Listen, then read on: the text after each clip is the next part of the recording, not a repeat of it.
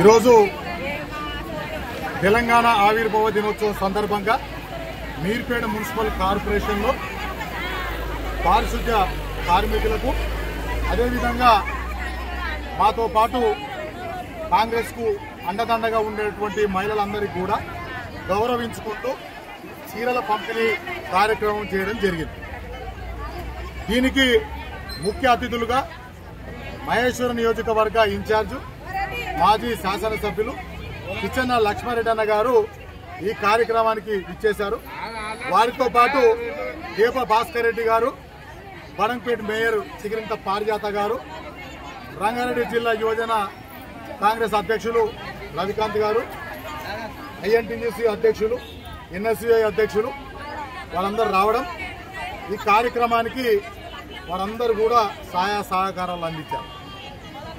ఈరోజు తెలంగాణలో వాస్తుని రేవంత్ రెడ్డి అన్న గారి చేతుల మీదుగా ఈ తెలంగాణ వాస్తు సెట్ అయిపోయింది.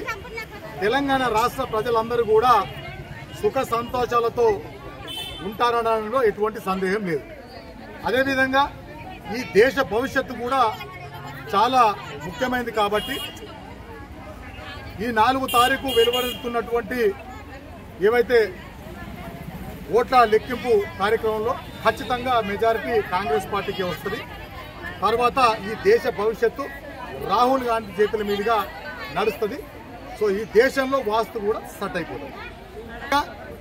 తల్లి సోనియమ్మ 1200 బలిదానాలపై వచ్చినటువంటి ఈ తెలంగాణను ఆ బాధపడుతూ ఈ తెలంగాణను ఇస్తే కేసీఆర్ గారు వారి పరిపాలనలో ఈ రాష్ట్రాన్ని పూర్తిగా నిర్వీర్యం చేసి సర్వనాశనం చేసేటువంటి పరిస్థితి వచ్చింది.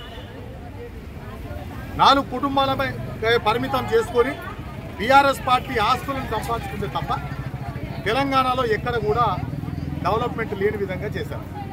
ఇక ఇదిగో చేస్తాం అదిగో చేస్తామని ఏదైతే డెవలప్మెంట్ చూపిస్తున్నారో 10 సంవత్సరాలుగా ఏది చూసినా కూడా ఎవరు చేసినా కూడా ఖచ్చితంగా డెవలప్మెంట్ కనిపిస్తుంది.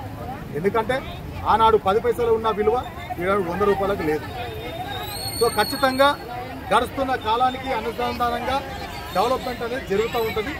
అదే కాంగ్రెస్ ఈ 10 సంవత్సరాల్లో ఉంటే మరింత అభివృద్ధి చెందేదని చెప్పి సందర్భంగా తెలియజేస్తూ ఏదేమైనప్పటికీ కూడా ఈ తెలంగాణ ప్రజలు మేలుకొని కాంగ్రెస్ పార్టీని అధికారంలోకి తెచ్చడం వారందరికీ కూడా మరొకసారి కృతజ్ఞతలు తెలియజేస్తూ 1200 మంది బలిదానాలపై వచ్చినటువంటి ఆనాడు కష్టపడి వారి ప్రాణ త్యాగాలను గుర్తించిన తెలంగాణకు మరొకసారి వారందరికీ కూడా సెల్యూట్ చేస్తూ ఈ కార్యక్రమానికి ఇచ్చేసినటువంటి అమ్మలకు, అక్కలకు, అన్నలకు, తమ్ముళ్ళందరికీ కూడా ధన్యవాదాలు తెలియజేస్తూ సెలవు చేస్తాను.